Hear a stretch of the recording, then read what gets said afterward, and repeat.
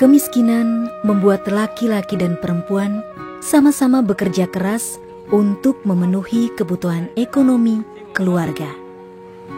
Walaupun laki-laki dan perempuan bekerja sama dalam memenuhi kebutuhan ekonomi keluarga, namun pada saat pengambilan keputusan di dalam keluarga, masyarakat, adat, dan pemerintahan, perempuan seringkali tidak dilibatkan. Situasi ini berdampak pada terjadinya berbagai ketidakadilan dan lebih banyak dialami oleh perempuan.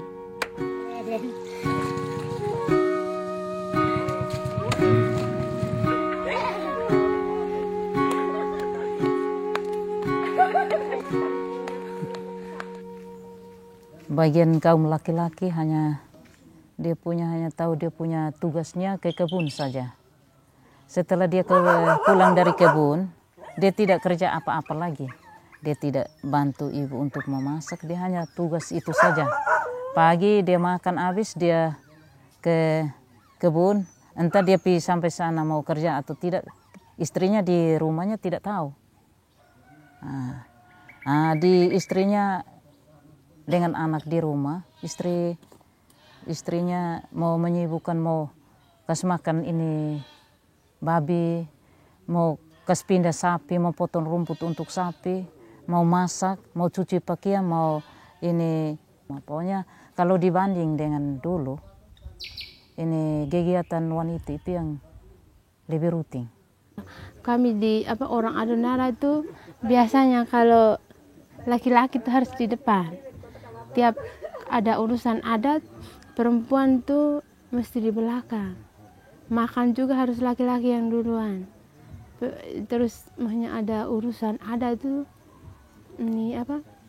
kadang tuh suara perempuan juga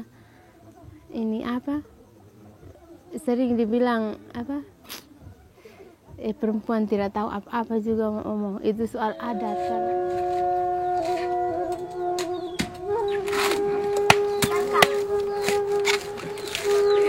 Dalam konteks Flores Timur, menjadi perempuan kepala keluarga melahirkan persoalan tersendiri dibandingkan dengan wilayah lain di NTT. Mereka lebih rentan dibandingkan dengan perempuan lain.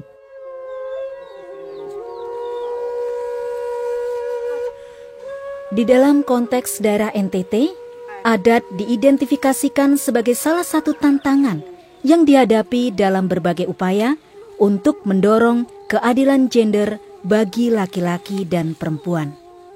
Sejak dulu, orang tua dulu, ini sebenarnya ada, mereka memang tidak wujud gender itu dengan perilaku, tapi lewat kesenian budaya yang sebenarnya seperti tadi malam dijelaskan bapak-bapak dan ibu-ibu, itu sebenarnya sudah ada keakraban. Salah satu keakraban untuk mereka tuangkan, mereka punya ide atau mereka punya pengetahuan adalah lewat herring bonnet. Itu bagaimana perempuan dan laki-laki bergandengan tangan menari sama-sama untuk memperjuangkan sesuatu yang ada di alam. Ini sebenarnya sudah ada. Tetapi datang ke peran bekerja antara perempuan dan laki-laki sebenarnya ini tidak dilakukan searah seperti itu. Jadi laki-laki bekerja sebagai pencari nafkah dan perempuan bekerja sebagai ibu rumah tangga. Tetapi di dalam upacara-upacara adat sebenarnya ada. Misalnya mereka menghargai perempuan. Sebagai perempuan yang melahirkan, perempuan yang membesarkan anak, dan mereka menghargai. Tetapi dalam pengambilan keputusan itu laki-laki tidak memberi ruang. Nah terus karena perempuan selalu tidak mendapat ruang dan perempuan selalu merasa terpinggirkan, merasa ya tidak ada arti, saya cukup dilengkapi. Kesadaran kami itu tumbuh untuk secara serius, secara sadar, tetapi juga sabar mengintegrasikan isu ini. Karena memang masyarakat kami berbudaya patriarkat, rata-rata banyak orang masih punya paham bahwa perempuan itu subordinat, masih ada banyak juga pelabelan tentang perempuan, tidak perlu sekolah, kerja mereka di wilayah domestik. Dan kami coba mengajak mereka untuk membuat refleksi, membuat evaluasi, melakukan pembelajaran.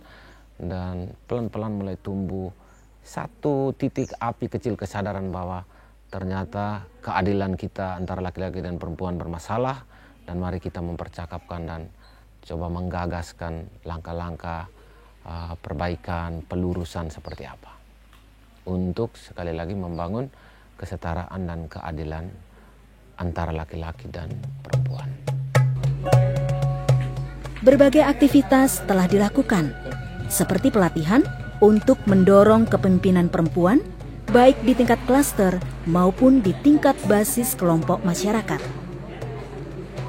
Pasca pelatihan dilakukan refleksi dan pembelajaran bersama, serta merayakan setiap langkah perubahan yang dicapai sekecil apapun. Meskipun program kepemimpinan perempuan masih membawa perubahan kecil, namun itu sudah sangat berarti. Setelah saya memperoleh ikut kegiatan pelatihan tersebut, saya merasa percaya diri, sehingga saya merasa saya mampu bisa menjadi pemimpin untuk memimpin organisasi di kelompok saya itu, Pak. Sekarang yang program keluar ini ibu-ibu bisa berbicara di forum dan dilibatkan dalam ini pertemuan apa saja yang dibutuhkan. Bisa ibu-ibu jadi pemimpin RT, bisa pemimpin kelompok. Kalau selama ini yang saya rasakan, setiap kali ada orang percaya untuk kita memimpinkan sesuatu di mana saja. Yang setelah kita ikut pelatihan kepemimpinan dan berani omong di forum dan banyak bertemu siapa saja kita bisa omong. Kalau dulu tidak, kita hanya sibuk di dapur saja. Kalau yang saya rasa sekarang saya senang karena kita ini di mana-mana orang percaya kita untuk membawakan sesuatu, rapat, atau mungkin ini bisa memfasilitasi sesuatu untuk orang lain, bisa membuat orang yang dulunya tidak bisa menjadi bisa, yang sekarang saya rasakan. Yang waktu saya ikut pelatihan kepemimpinan itu saya merasa sebelumnya itu kan di depan itu tidak bisa, maksudnya berdiri omong di depan, tapi setelah mengikuti latihan itu, maksudnya biar sedikit-sedikit tapi dari pengalaman itu saya bisa berdiri di depan untuk berbicara, terus bisa kalau ada pertanyaan kita bisa menjawab dan bisa menanggapi.